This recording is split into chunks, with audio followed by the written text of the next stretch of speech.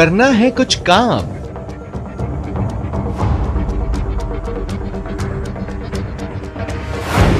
पर ओढ़ रखी चिंता की चादर, लेकर कोरोना का नाम।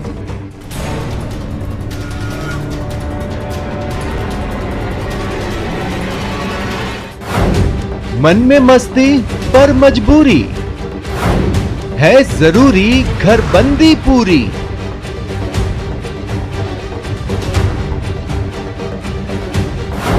तो आज बूझें, आज जाने न्यूज 18 राजस्थान पर हर सिरदर्द का इलाज।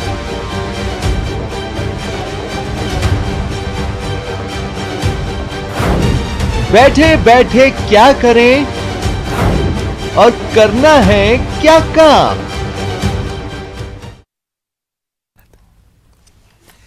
क्या आप बता सकते हैं कि इस वक्त जब मैं आपसे मुखातिब हूं तो मैं क्या सोच रहा हूं या मेरे मन में क्या छिपा है?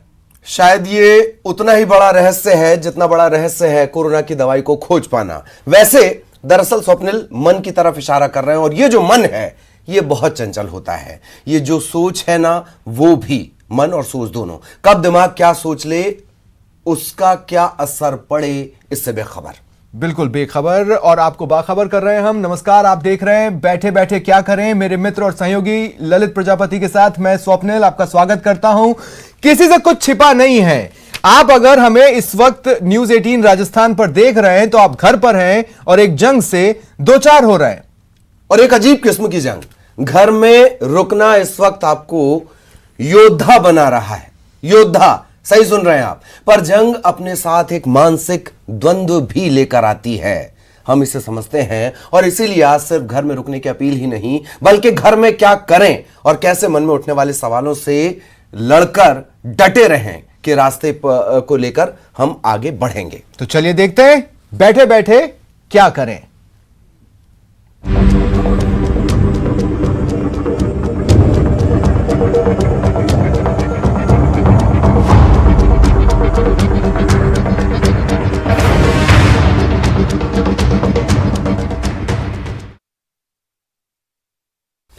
तो जिस काम को करने की मनाही हो, पाबंदी हो, फितरत है उसे बार बार वही करने की ख्वाहिश होती है। और ख्वाहिशें आजकल परवान पर हैं, क्योंकि आजकल तो मानो रोज की दिनचर्या एक ही हो गई है। ऐसे में तो और भी थॉट्स हैं जिनसे दो चार होना पड़ता है।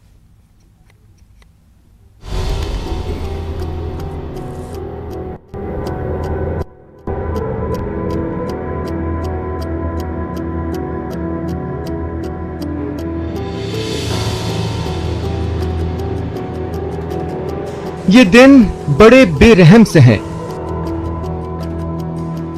घर का दरवाजा मानो मुंह चिढ़ाता है।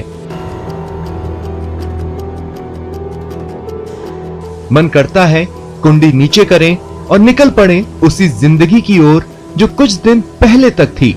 ना कोई पाबंदी, ना कोई रोक टोक, वही कुछ दिन पहले की जिंदगी जहां सप्ताह भर ऑफिस या काम से छुट्टी न मिलने पर चिढ़ होती थी। वर्क फ्रॉम होम के लिए जुगाड़ बिठाना पड़ता था। खुद के लिए वक्त ढूंढना फूस में सुई ढूंढने सा मुश्किल हो चला था। परिवार के साथ वक्त न बिता पाने का मलाल रहता था। ऑफ के दिन बच्चे के साथ कुछ पल बिताकर एहसास होता था कि रोज हम क्या मिस कर रहे हैं। मन करता था काश एक दिन और मिल जाए। बरबस ही मानो अपना बचपन याद आता और मन महसूस जाना पड़ता। लेकिन काल चक्र ने आज सब ख्वाहिशों को सच करने का मौका दिया। पर वक्त आज एक ऐसे मुकाम पर ले आया कि वक्त ही वक्त है, पर दरवाजा खोलना मना है। दूसरे शब्दों में जरूरी है। बार बार आपके हाथ टीवी रिमोट पर कुछ बटन दबाते हैं और आप न्यूज चैनल देखने लगते हैं। एक अजीब से डर के बीच दिन गुजारते हैं। ये घरबंदी आज मौका है वो सब करने का जिसे आप कुछ दिन पहले तक मिस करते थे। लेकिन उस मनोस्थिति का क्या जवाब ढूंढें जो घर में हमारे साथ घर कर गई है।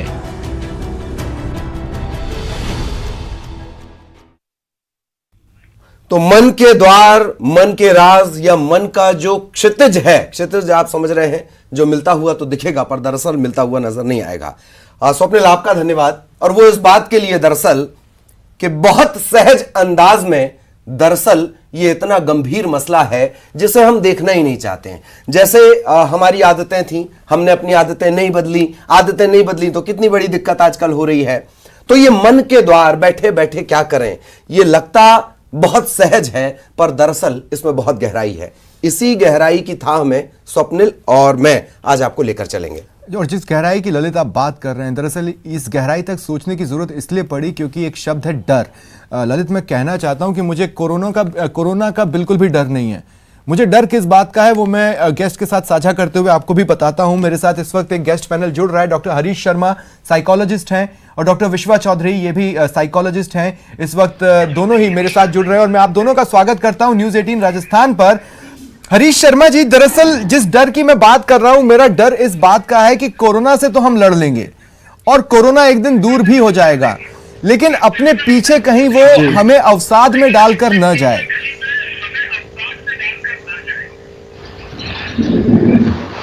स्वप्निल जी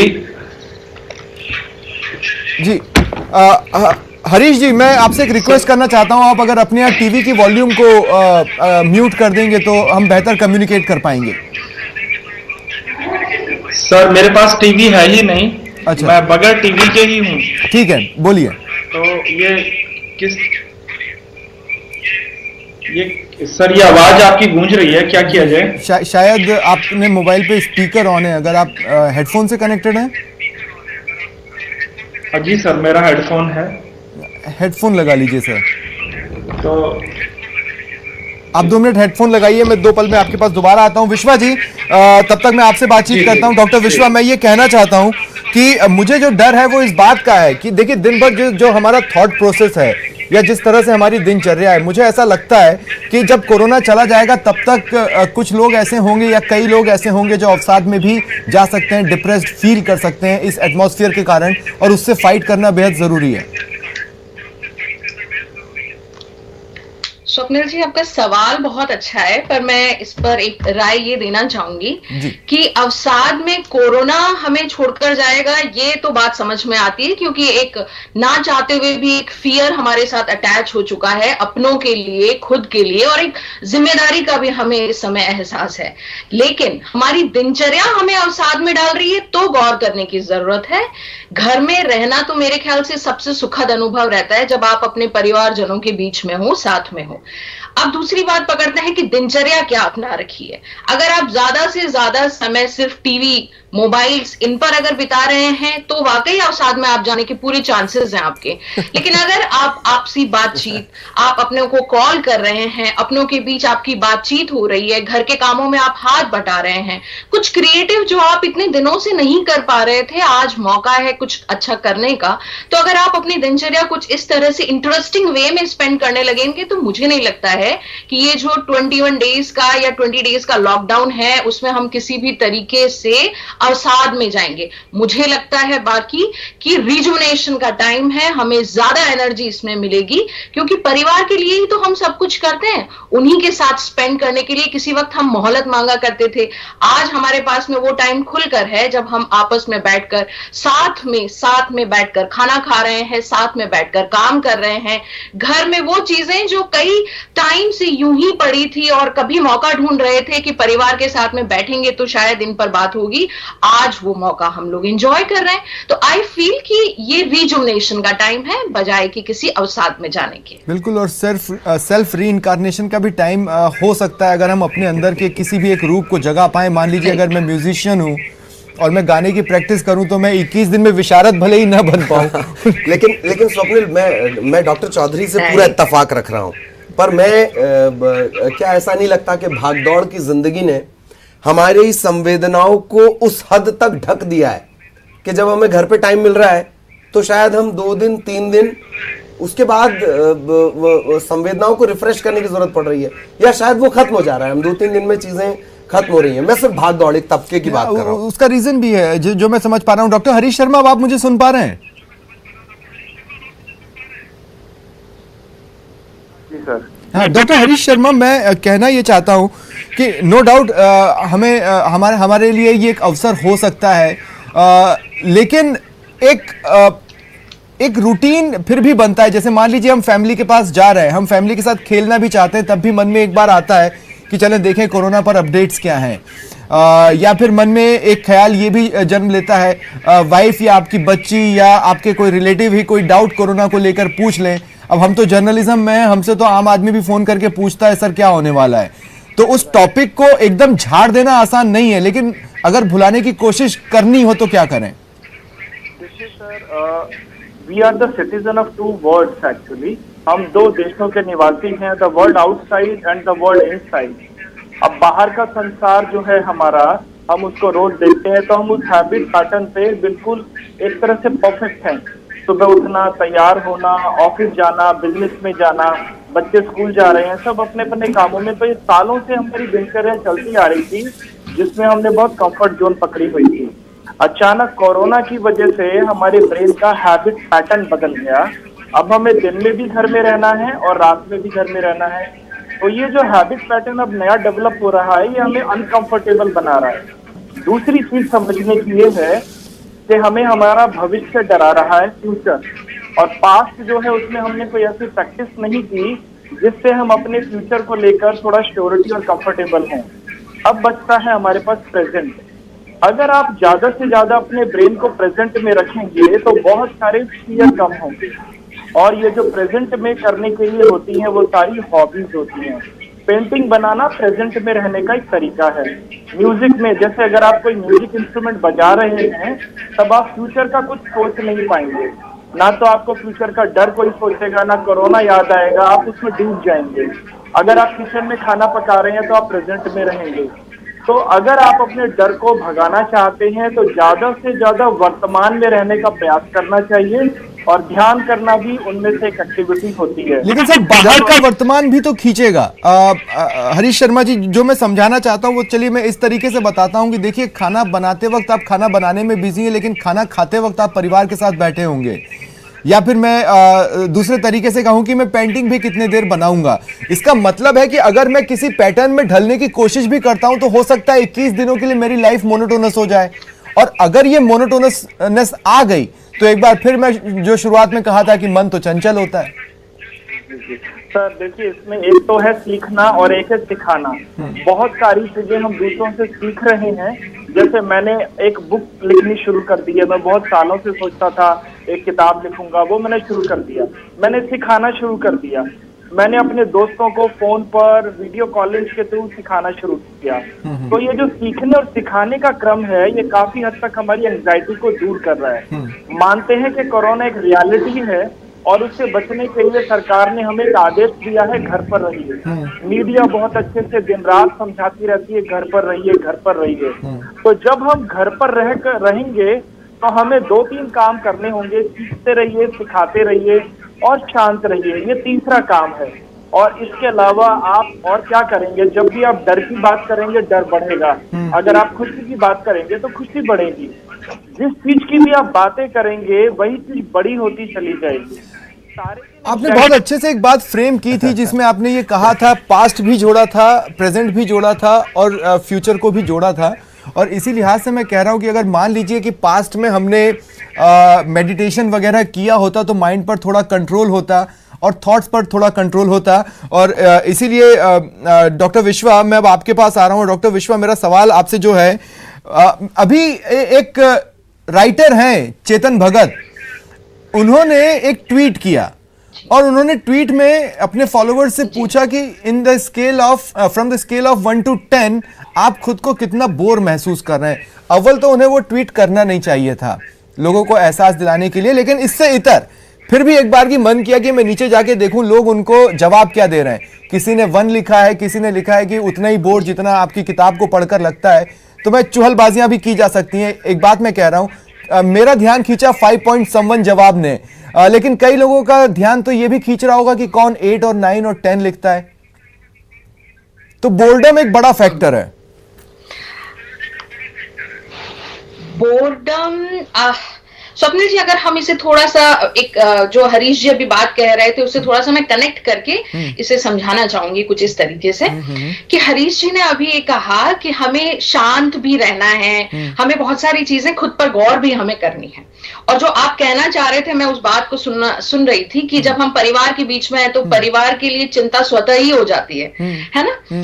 अब एक बात बहुत ही समझने की यहाँ जरूरत ये है सर, कि जब हम किसी फियरफुल सिचुएशन में है, ये हम मानते हैं कि हम हमेशा किसी भी तरीके की कोई प्रॉब्लम आती है, कोई भी फियरफुल चैलेंज है आपके सामने, हमारी कोशिश ये रहेगी कि हम उससे बाहर कैसे निकलें। हमारी जो तैयारियां होगी या हम जो ऑप्शंस चूज करेंगे वो यह होगी कि हम इस फियर को कैसे ओवरकम करें। ये बात बहुत अच्छी आपने उस समय पॉइंट आउट की थी कि हम टीवी चैनल्स पे अपडेट सुन रहे हैं, हम मोबाइल्स पे अपनी अपडेट्स देख रहे हैं कि कोरोना अब कितने पेशेंट्स हैं, कितनी डेथ्स हो चुकी है, हम देख रहे हैं ये वर्ल्ड वाइड। इन सभी के बीच में एक जो बहुत इंपॉर्टेंट बात आती है जो ऐसे लोग उठाकर लाते हैं, बोरडम। मुझे वाकई ताजुब होता है इस शब्द पर कि हम ये शब्द का इस्तेमाल भी कैसे कर सकते हैं। बोर्डम, मैं नहीं समझती हूं कि किसी ने बहुत सीरियसली इस जवाब को दिया होगा। ये हो सकता है कि जितना कैजुअली चेतन भगत जी ने पूछा होगा उतना ही कैजुअली लोगों ने इसको रिस्पॉन्स किया है। आई डोंट थिंक सो कि घर पे बैठा हुआ इंसान जिसके पास में करने को इतनी सारी चीजें हैं, और हरीश जी ने तो बहुत सुंदर तरीके से बताया कि आप शांत रहकर आप सिंगिंग, आप म्यूजिक सीखना चाहते हैं तो आप मेडिटेशन करना चाहते हैं तो आप पेंटिंग करना चाहते हैं तो इतनी सारी चीजें हैं करने को। घर में रहकर कोई अगर ये कहे कि हम बोर हो रहे हैं तो मेरे लिए थोड़ा सा सोचने की चीज है ये कि घर में रहकर आप बोर्डम वाली सिचुएशन तो कभी नहीं फेस, किससे बोर हो रहे हैं आप? घर में रहकर अपने पेरेंट्स के साथ टाइम बिताने से उससे बोर हो रहे हैं, अपने बच्चों के साथ टाइम बिताने से बोर हो रहे हैं, या अपने साथ समय बिताने से बोर हो नहीं रहे हैं? मैम, दरअसल मैं इसको इस नजर से भी देख रहा हूँ, ललित शायद कुछ कहना चाह रहे हैं। नहीं, मैं दरअसल कुछ कहना नहीं चाह रहा। आपने चेतन भगत का जिक्र कर दिया, डॉक्टर विश्वा जवाब भी दे रही थी, तो एक सहज आ जाता है जहन में कि चेतन भगत साहब क्यों बोर होंगे, वो तो तारीफों की पूरा महाकाव्य लिख सकते हैं, उनके पास बहुत फुर्सत है। प्लीज कंटिन्यू करें। तो सही कहा, तो शायद वो एक नॉवेल भी लिख दें। मेरे ख्याल से 21 दिन में चेतन भगत हो सकता है कि एक नॉवेल भी लिख दें जी, क्योंकि आईआईटी में उन्होंने बहुत लंबा समय बिताया है, बीच की शायद वो कोई घटना मिस कर गए हो 5 पॉइंट संबंध में। लेकिन मैम वापस सीरियस नोट पर आते हुए हरीश शर्मा जी, मैं आपसे कहना चाहता हूँ, ठीक है बोर्डम शब्द से आपत्ति हो सकती है, हो सकता है अपनों के बीच में अपना वक्त बिताते हुए बोर्डम न आए, लेकिन अब देखिए व्हाट्सएप पर या पब्लिक प्लेटफॉर्म्स पर बातें चल रही हैं कि क्या ये जो अभी के हालात हैं, लॉकडाउन है, वो 21 दिन ही रहेगा या 21 दिन से बढ़ सकता है। कई लोगों ने तो भविष्यवाणियां कर दी कि ये कितने महीनों तक जाने वाला है, लेकिन इस बीच चूंकि मोनोटोनस शब्द भी जिंदा है, डिक्शनरी में अपनी अहमियत रखता है, मुझे लगता है कि मोनोटोनस होने के बाद आदमी बोर्डम की तरफ शायद जा सकता है। क्या आप सहमत हैं? जी, मेरा ये मानना है कि कोई भी समस्या अपने साथ उतनी ही बड़ी एक अपॉर्चुनिटी लेकर के आती है। अगर हम किसी बोर्डम को देखें तो बोर्डम हमारे ब्रेन का वो हिस्सा होता है जब हम शुरुआत किसी चीज की कर रहे होते हैं, हमारा ब्रेन उसको करने में सपोर्ट नहीं करता क्योंकि उसमें स्ट्रगल ज्यादा करना होता है। बहुत सारे ब्रेन के मैकेनिज्म है जो विड्रॉ कर लेते हैं उस पार्ट से, पर जैसे जैसे आप ये बोर्डम का पुल पार करेंगे उसके बाद आपको रिलैक्सेशन और फिर हैप्पी एंडिंग होगी। तो ये जो घरों में रहने का जो कोरोना की वजह से, मैं तो डॉक्टर विश्वा को बहुत थैंक यू बोलना चाहता हूं कि उन्होंने इतने अच्छे तरीके से बताया। घर में रहना भी अपने आप में आर्ट होता है जो हम मनुष्य भूल चुके हैं। हम सारा का सारा दिन बाहर ही भटकते रहते हैं, रात के 12 बजे 2-2 बजे तक। अब कम से कम कोरोना की वजह से हम अपने परिवार के साथ जुड़ रहे हैं, तो ये जो जुड़ने का स्टार्टिंग प्रोसेस है यही थोड़ा बोर्डम जैसा दिखाई देता है। अगर ये लॉकडाउन 21 दिन तो क्या, अगर ये 4 महीने का भी चले और सब आपस में मिलजुल कर रहे, यानी कि बहुत सारी चीजें हैं जो सामाजिक रूप से हमें एक करती हैं, अगर हम उनको धीरे धीरे मनुष्य होने के नाते सीखते चले जाएं तो ये बोर्डम मात्र 10-12 दिनों का है और फिर मनुष्य होने के नाते मुझे एक मुस्कान क्यों आई, मैं उस बारे में यहाँ पर बात करना चाहता हूँ। दरअसल मेरे मित्र ललित मेरे घर के पास ही रहते हैं और मेरे घर में आपने फिल्मों में देखा होगा कि सुबह सुबह बगल की पड़ोसन आई और किसी की वाइफ से बोली कि मेरे घर में चाय पत्ती खत्म हो गई है, आप चाय पत्ती दे दीजिए, और दूसरा गया कि मेरे पास दूध खत्म हो गया है। इस तरह के आदान प्रदान शुरू हो जाते हैं, तो एक हैप्पी मोमेंट तो ललित आसपास भी बन सकता है। वाकई बन सकता है, बशर्ते जैसे डॉक्टर शर्मा कह रहे थे, उनकी एक बात ने मेरा ध्यान दरअसल वहां फंसा रखा है। शर्मा सर, मैं आपसे एक ये चीज भी जानना चाह रहा था। आपने सीखने सिखाने की भी बात कही, और ये बात भी अच्छी है कि हम कैसे देख रहे हैं, आधा ग्लास भरा हुआ है या आधा ग्लास खाली है। क्या ऐसा है शर्मा साहब के जॉइंट फैमिली कल्चर, इससे हम बहुत दूर हो गए? एक बात। दूसरी बात, मैं बिल्कुल ठेठ सवाल, हालांकि स्वप्निल इस चर्चा को बहुत ऊपर ले गए हैं डॉक्टर चौधरी और डॉक्टर शर्मा के साथ, लेकिन शर्मा सर, क्या बिल्कुल ठेठ मैं आपसे एक सवाल पूछना चाह रहा हूं, और वो सवाल ये कि जहां हमने देख लिया साइकोलॉजिस्ट, साइकियाट्रिस्ट, मनोवैज्ञानिक, मनोचिकित्सक, हम उसे एक अलग ही दुनिया में ले जाते हैं। ये दो बातें हैं, पर इनका भी इस चर्चा से बड़ा जुड़ाव है। एक जॉइंट फैमिली से दूर, और दूसरा जहां हमने मनोविज्ञान या साइकोलॉजी शब्द देख लिया, यह तय है कि ज्यादातर लोग यही समझते हैं कि अच्छा, किसी पागलपन पे ये चर्चा कर रहे हैं।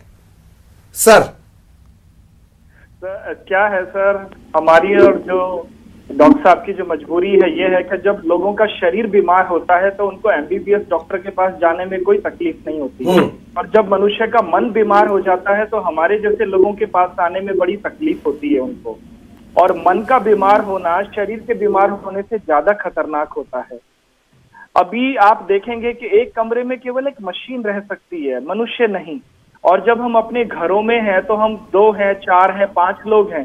जिन लोगों को ज्वाइंट फैमिली की आदत नहीं है, वही लोग ज्यादा परेशान हैं और बोर हो रहे हैं। परंतु जो लोग परिवार के साथ रहना जानते हैं, ऐसे लोग आज बहुत खुश हैं, अपने बच्चों के साथ, माता पिता के साथ, चाचा ताऊ और सबके साथ रहकर बहुत ज्यादा प्रसन्न है। ज्यादातर हम सब लोगों की ज्वाइंट फैमिली है, मैं उनसे बात करता रहता हूँ, उनको कोरोना से कोई डर नहीं है। वो इतने बिजी हैं अपने परिवार को संवारने में, निखारने में, और बहुत सारी अच्छी चीजें सीख रहे हैं और सिखा रहे हैं। तो यहाँ पर हम जो साइकोलॉजिस्ट हैं या जो डेजिग्नेशन है, अब हमें उससे बढ़कर समझना होगा कि क्या मैं एक पिता हूँ, अच्छा पिता नहीं। लेकिन इस बातचीत में डॉक्टर विश्वा, मैं आपको भी शामिल करना चाहता हूं। दरअसल एक अन्य मीडिया संस्थान के साथ जब मैं जर्नलिज्म कर रहा था, गांव की कुछ महिलाओं पर मैंने एक स्टोरी बनाई थी, और उसमें मैंने देखा था कि वो डिप्रेशन का शिकार रहती हैं, लेकिन जैसे ही बोला जाए कि आपको साइकोलॉजिकल ट्रीटमेंट की जरूरत पड़ेगी या साइकियाट्रिस्ट के पास जाना होगा, तो गांव वालों को लगता है हम पागल हैं क्या। लेकिन इसी एस्पेक्ट ने मेरा ध्यान इस बात पर भी खींचा कि वो लोग जो कि कोरोना पीड़ित है, वो भी किसी वेदना से गुजर रहे होंगे, उनको भी फाइट की जरूरत है। वो लोग जो कि उनके संपर्क में आए हैं, वो भी किसी वेदना से गुजर रहे होंगे, उनको भी फाइट की जरूरत है। और वो लोग जिन्हें ये पता है कि हम कोरोना पीड़ित के संपर्क में आए हैं लेकिन वो बाहर नहीं आ रहे हैं, उनको भी एक तरह के अंतर्द्वंद से गुजरना पड़ रहा है, और उन्हें भी एक काउंसलिंग की जरूरत है कि नहीं, बाहर आए और डॉक्टर से मिले, आइसोलेशन या इस तरह के शब्दों से घबराए नहीं, आप मरने वाले नहीं हैं। इस फाइट को किस तरह से आप डिफाइन करेंगी या समझाएंगी? बिल्कुल बिल्कुल स्वप्निल जी, इसमें देखिए एक जो बहुत इंपॉर्टेंट बात है वो यह है कि कोई भी सिचुएशन आपको तब तक तंग कर सकती है या परेशान कर सकती है जब तक हम उसे एक्सेप्ट नहीं कर पा रहे हैं। The most important part is acceptance. उन लोगों के लिए वाकई जो किसी कोरोना वायरस के नाम से या उन इन्फेक्टेड लोगों से मिले हैं तो भी शांत बैठ गए, घर में डर कर बैठ गए हैं, उनसे एक छोटी सी रिक्वेस्ट ये है कि सबसे पहले तो एक्सेप्ट कीजिए कि ये वाकई ये जो एक बहुत ही डरावनी चीज जो है वो हमारा गेट ठकठका रही है और हमारे बीच में आ सकती है। और हमारे बीच में अगर ये आ गई तो ये हमारे परिवार वालों को, हमसे संबंधित जितने भी लोग होंगे इर्द गिर्द, उन पर भी आ सकती है मुसीबत। तो सबसे बड़ी जो बात है स्वप्निल जी वो यह है कि एक्सेप्टेंस। हमें एक्सेप्ट तो करना पड़ेगा कि हाँ, कोरोना वायरस हमारे बीच में आ चुका है। अब बात होती है उसके ऊपर काउंसलिंग की। डेफिनेटली मैं एग्री करती हूं इस बात से कि उन लोगों के बीच में जाकर अगर वो संपर्क करते हैं तो हम कैसे चूज करेंगे कि कौन इन्फेक्टेड है, ये तो बाद में पता चलेगा टेस्ट के। लेकिन अगर उन लोगों को भी किसी भी तरीके की कोई प्रॉब्लम है तो वो लोग कॉल कर सकते हैं, काउंसलर्स को कॉल कर सकते हैं, वो साइकोलॉजिस्ट को कॉल कर सकते हैं। अभी बहुत सारे ऐसे सेल्फ हेल्प ग्रुप्स हैं, इवन बहुत सारे एनजीओज हैं जो ये आगे बढ़कर और काउंसलिंग और साइकोलॉजिकल हेल्प के लिए लोगों को कॉन्टैक्ट नंबर्स दे रहे हैं।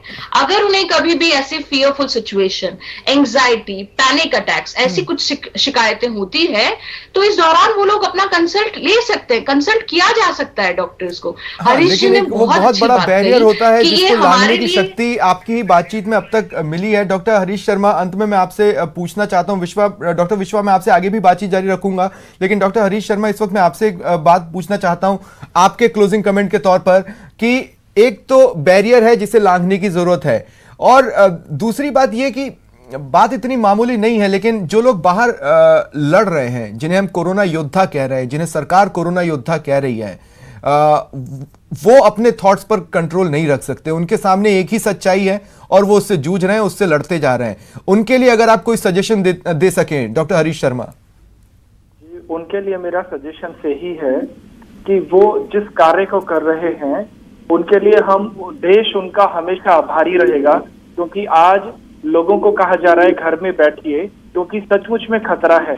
परंतु कुछ लोग, सारे लोग अगर घर में बैठ जाएंगे तो फिर ये देश कैसे चलेगा। तो आज उनको, आप तो योद्धा नहीं बल्कि मैं तो कहूंगा महारथी, और मेरा ऐसे लोगों के लिए शत नमन है कि जो इस मुश्किल हालातों में भी, चाहे वो मीडिया के लोग हों, चाहे वो पुलिस वाले हों, हमारे देश को शांत बनाने में और एकजुट बनने में सहयोग कर रहे हैं। तो ऐसे लोगों के प्रति हमें सहानुभूति होनी चाहिए, ऐसे लोगों के प्रति हमें हमेशा एक आभार। जी मेरा केवल यही है। और ऐसे लोगों को भी कोई डर या पैनिक अटैक आता है तो हमारे जैसे काउंसलर और साइकोलॉजिस्ट उनकी 24 घंटे तैयार हैं। हम उनके डर और फियर पर एक मनोवैज्ञानिक तरीके से काम करने में समर्थ हैं। जी हम उनकी मदद कर सकते हैं किसी भी प्रकार के डर को हटाने में।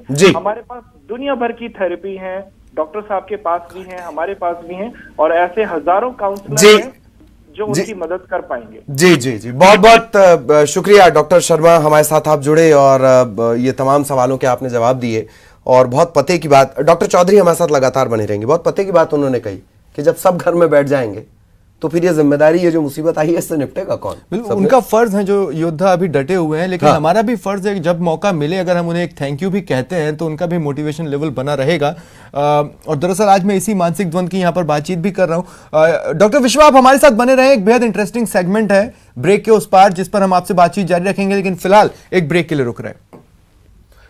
तो ब्रेक के बाद आपका स्वागत है। चर्चा का दौर, जानकारी का दौर जो है, अब वो बेहद गंभीरतम मकाम पर जाने वाला है। उससे पहले चूंकि सवालों का जिक्र है और सामने ऐसा शत्रु है जिसके बारे में कोई कुछ नहीं जानता, जानने के दावे किए जा रहे हैं व्हाट्सएप यूनिवर्सिटी पर, सवालों की बात आई है तो फिर इसे कोट करना बहुत जरूरी है। सबसे बड़े नेटवर्क से लोगों की उम्मीदें भी सबसे ज्यादा हैं। इसी वजह से देश के प्रधान सेवक कहते हैं, वेल डन न्यूज 18। ऐसा ही एक सवालों का गुच्छा जिसे हम सुलझाने की कोशिश करते हैं, वो है हमारा कोरोना कंट्रोल रूम।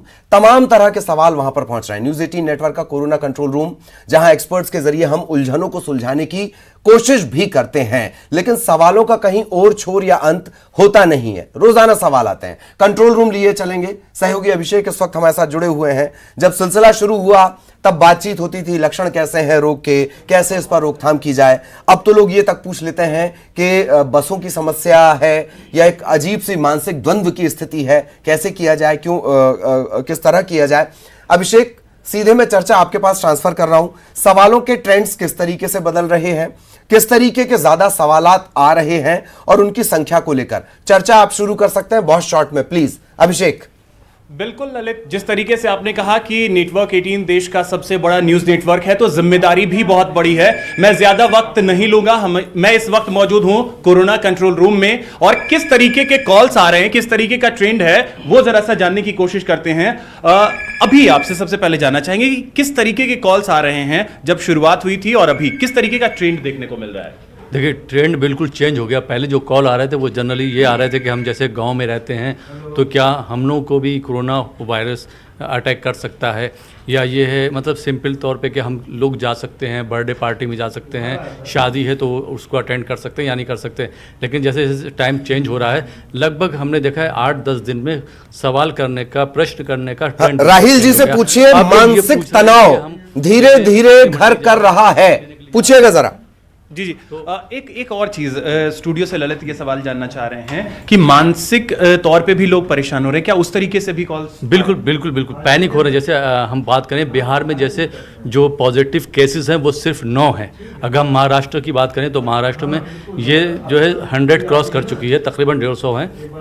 और केरला में भी 100 से ऊपर मरीज है, 125 मरीज हैं। लेकिन बिहार में अगर हम कंपेयर करेंगे तो सिर्फ 9 केसेस आए हैं, जिसमें एक की डेथ हो गई है। लेकिन वो तो इतने ज़्यादा पैनिक हो चुके हैं, कुछ कहने को नहीं। अब हर कोई परेशान है, तो वो लोग यहाँ पे कॉल कर रहे हैं। जो कॉल्स नहीं मिल पा रही वो लोग यहाँ पे कॉल कर रहे हैं। उनको मालूम है यहाँ पे जो हम लोग सवाल करते हैं उसका जवाब तो लोगों के जहन में कहीं ना कहीं चीजें जो है वो अब डर घर करती जा रही है। बिल्कुल, डर जो है उनके दिलों में बैठता चला जा रहा है। तो हम लोग का काम यह है कि उनको एक बार बस अभिषेक, अगर आप कैमरामैन से बोले वो जिनका फोन आया है और जिनको जवाब मिल रहा है वो उस तरफ थोड़ा सा दिखा दें।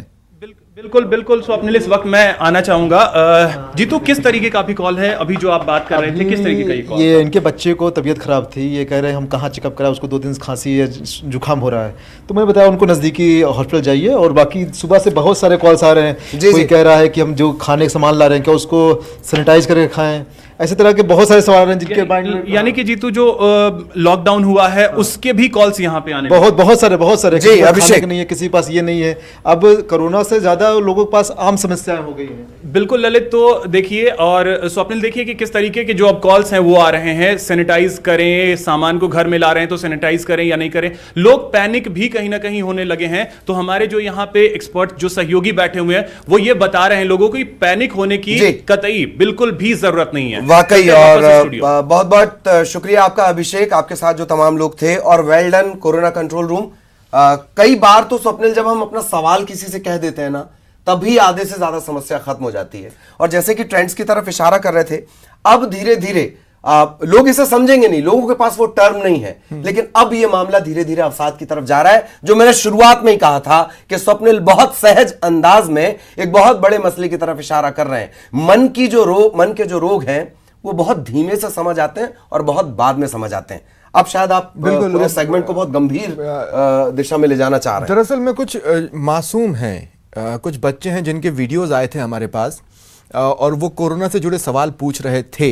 इनके पीछे उनकी मनोस्थिति भी है और उनके पेरेंट्स की मनोस्थिति भी है, जो मैं यहाँ पर दिखाना चाहता हूँ। इसलिए पीसीआर में मौजूद मेरे सहयोगी ब्रज से मैं चाहता हूँ कि वो पहले 2 बच्चे आयुष्मान और युवान जिन्होंने सवाल पूछे हैं वो एक बार दिखाएं, फिर मैं डॉक्टर विश्वा से बातचीत करता हूँ। घर में बोर हो रहा हूँ, मुझे फुटबॉल खेलना पसंद है, क्रिकेट खेलना पसंद है, मुझे बाहर खेलना पसंद है, पर मैं घर में बोर हो रहा हूँ और मेरे साथ यहाँ पे कोई खेलने के लिए नहीं है। अगर होता तो मैं खेलता, पर मेरे पास यहाँ पे कोई नहीं खेलने के लिए। Hello friends, my name is Shubhanushwar Yadav. In India, Corona virus. I am playing outside. What? My mama says no. Corona virus. What I do? Doctor विश्वा हमारे साथ हैं। डॉक्टर विश्वा, 2 बच्चे, दोनों ही बच्चे बाहर खेलना चाहते हैं। अब आप सोचिए एक फैमिली में आप छोटे बच्चों को क्या समझा सकते हैं? पेरेंट्स की मजबूरी है कि वो उन्हें बाहर खेलने के लिए ना भेजें। कई तरह के अंतर्द्वंद ये पेरेंट्स और बच्चों के बीच में क्रिएट करते हैं, रिफ्ट्स होते हैं, जिसके कारण चिड़चिड़ापन भी आ जाता है। कभी बच्चा चिड़चिड़ा हो जाएगा, कभी माँ चिड़चिड़ी हो जाएगी, कभी बाप गुस्सा करने लगेगा। ये तो ऑब्स्टिकल रहेंगे मैम। ये तो रहेंगे स्वप्निल जी। और सबसे पहले तो इतने जो बोलते हैं ना, बहुत ही सुंदर तरीके से जो बच्चों ने अपनी समस्या बताई, वाकई ये तो प्रैक्टिकल समस्या है वाकई। और इतना अच्छा लगा मुझे कि आपका ये चैनल इस तरीके की प्रॉब्लम को डिस्कस कर रहा है। ये बच्चों की प्रॉब्लम सबसे बड़ी प्रॉब्लम है। चलिए इस पे थोड़ा सा हम डिस्कस करते हैं पेरेंट्स के लिए भी और बच्चों की तरफ से भी। ये बात तो बिल्कुल सही है सर कि न्यूक्लियर फैमिलीज का एक जो ट्रेंड है वो ज्यादा देखने में मिल रहा है। अब अगर उस बच्चे को घर में कोई खुद का साथी नहीं मिलेगा जिसके साथ में वो इन्वॉल्व हो सके, खेल सके, उससे बातचीत कर सके, तो नेचुरल है बच्चे को एक बोरिंग या बोर्डम फील हो सकता है कि मैं तो सिर्फ बाहर ही खेलता हूं, मैं अंदर नहीं खेल सकता, मैं नहीं यहाँ पे बैठ सकता। तो ये ऐसी कुछ प्रॉब्लम्स हैं जिसमें पेरेंट्स की समझदारी और उनको यहाँ पे ज्यादा एडजस्ट करना पड़ेगा। अच्छा, उनकी समझदारी मैं इसलिए कह रही हूँ क्योंकि उन्हें, हर पेरेंट्स को, मुझे नहीं लगता है कि कोई भी माता पिता ऐसे होते हैं कि उन्हें अपने बच्चों का स्वभाव नहीं समझ में आया हो। तो अगर हमारे बच्चे का स्वभाव हमें मालूम है कि हमारा बच्चा से बाहर ही जाकर फिजिकल एक्टिविटी में ज्यादा इन्वॉल्व रहता है, चाहे क्रिकेट खेलना हो या किसी भी तरीके का कोई बाहर आउटडोर गेम हो, तो उन बच्चों के साथ में बहुत ज्यादा जरूरी है कि आप उसे घर में इन्वॉल्व कैसे करेंगे वो आपको टिप्स पता हो। आप उनकी उम्र के अकॉर्डिंगली उनके साथ में बैठकर गेम्स खेलिए। जैसे मैं आज सुबह से जब से ये सोच रही थी कि अगर कोई 5 साल से छोटा बच्चा है उसे कैसे इन्वॉल्व करेंगे, आप उसे स्टोरी टेलिंग के माध्यम से बहुत ही ज्यादा इन्वॉल्व कर सकते हैं। 5 साल से छोटा बच्चा जो सिर्फ कहानियों के माध्यम से आपके साथ में बिल्कुल दिन भर आपके साथ में शांत तरीके से रह सकता है। खाना बनाते समय एक छोटी सी स्टोरी, नहलाते समय स्टोरी, सुलाते समय स्टोरी। 5 साल से बड़ा है अगर, तो आप उससे उसके पीयर ग्रुप्स के बारे में बातचीत करें, आप उससे इस तरह से बातचीत करें कि बच्चा कई लोगों के हिसाब से, कई डिफरेंट तरह के लोगों के हिसाब से आप बहुत ज्यादा पेशेंस की डिमांड कर रही हैं। क्या वो ये डिलीवर कर पाएंगे, या इसकी डिलीवरी, इस पेशेंस की डिलीवरेंस के लिए क्या स्टोरी खत्म हो जाती है, सवालों के सिलसिले खत्म नहीं हो रहे हैं बच्चों के? आपको तो मेरी बच्ची ने भी खिलसाया है सवाल पूछ के ललित जी। जी प्लीज, जी जारी रखें। देखिए ये बात बिल्कुल सही है स्वप्निल जी कि घर में बच्चे होंगे तो डेफिनेटली पेरेंट्स की ज्यादा जिम्मेदारी बनती है कि वो ज्यादा पेशेंस से रहें। अब ये बात एक, जैसे आपने कहा कि पेरेंट्स बहुत बार है ना वापस से उसी एग्रेसिव मोड में जवाब दे रहे हैं, या उनकी भी आदत में शुमार नहीं है घर में इस तरह से बिल्कुल बंद रहना, दिनचर्या के जो बिल्कुल काम है। तो हो सकता है एट मोमेंट्स पेरेंट्स भी अपना ये जो कंट्रोल है ये लूज करें, लेकिन फिर भी जिम्मेदारी ज्यादा पेरेंट्स की है। उन्हें ये ज्यादा कॉन्शियस रहना पड़ेगा कि आप अपने बच्चों के साथ में किस तरह से ट्रीट कर रहे हैं। कहीं ऐसा तो नहीं है कि आप खुद को खुद ही नहीं समझ पा रहे हैं, आप यूं ही भड़क गए बच्चों पर और बच्चा बैठा है मायूस सा, चुप सा रो रहा है बंद कमरे में। ये तो नहीं चलेगा। ये तो अगर है तो आपने बच्चे को वाकई पनिशमेंट दे दिया। अगर पनिशमेंट की बजाय आप उसे बहुत अच्छा टाइम ये देना चाहते हैं तो बहुत जरूरी है पेरेंट्स के बीच में कि पेरेंट्स भी अपना टाइम डिवाइड कर ले।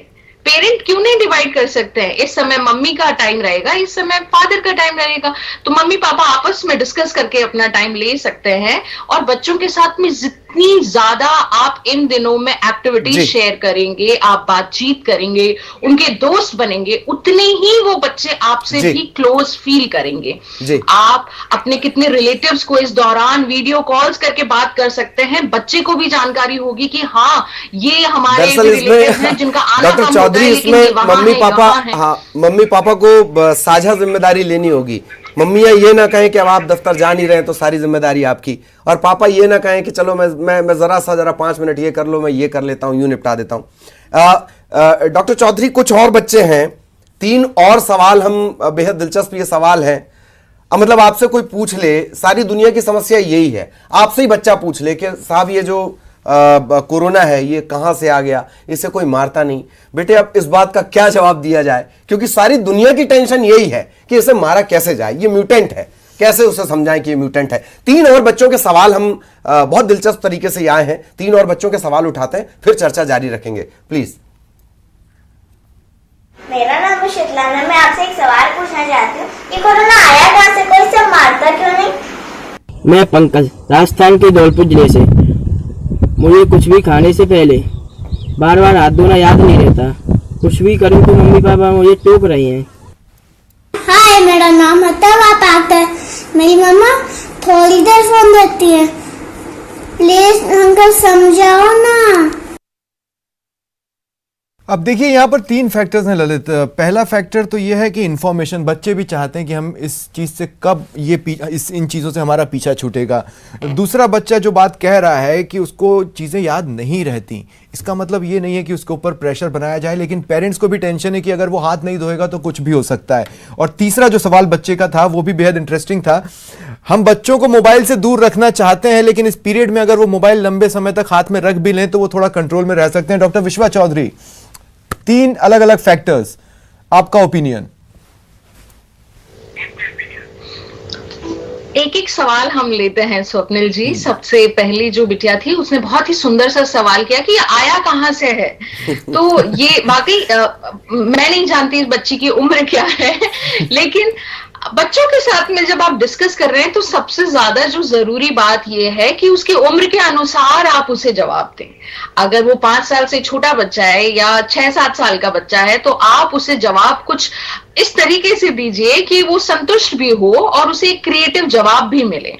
जैसे कि एक ऐसी जगह से आया जो बहुत ही गलत तरीके से घुस गया, लेकिन अब हमें कुछ अलग तरीके अपनाने हैं, जिसमें पहला तरीका है सफाई रखना या जो भी तरीके हमें अपनाने हैं। तो बहुत बड़ी जिम्मेदारी पेरेंट्स पर है कि how creatively they solve this problem, या जो एक क्वेश्चन है बच्ची का आप आंसर किस तरीके से देते हैं। दूसरा जो सवाल था वो यह था कि मुझे याद नहीं रहता है हर बार हाथ धोने का, और कुछ भी मैं अगर काम कर रहा हूं तो पेरेंट्स उस पर उन्हें डांट रहे हैं। देखिए, पेरेंट्स डांट कर कोई चीज कितने दिन समझा सकते हैं? तो मुझे लगता है कि अगर आपको बच्चे को याद भी दिलाना है, नहीं, शुरुआत डांटने से नहीं हुई होगी मैम। मुझे ऐसा लगता है कि समय के साथ, मतलब जब देखा कि 5-10 बार भूल गया है तो फिर वो डांटना फैक्टर चालू हुआ होगा।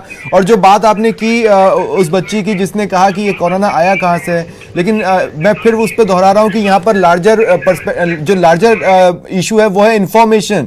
हर कोई इंफॉर्मेशन चाह रहा है, पेरेंट्स भी तो चाह रहे हैं ये जानना कि कब दवा आ जाएगी।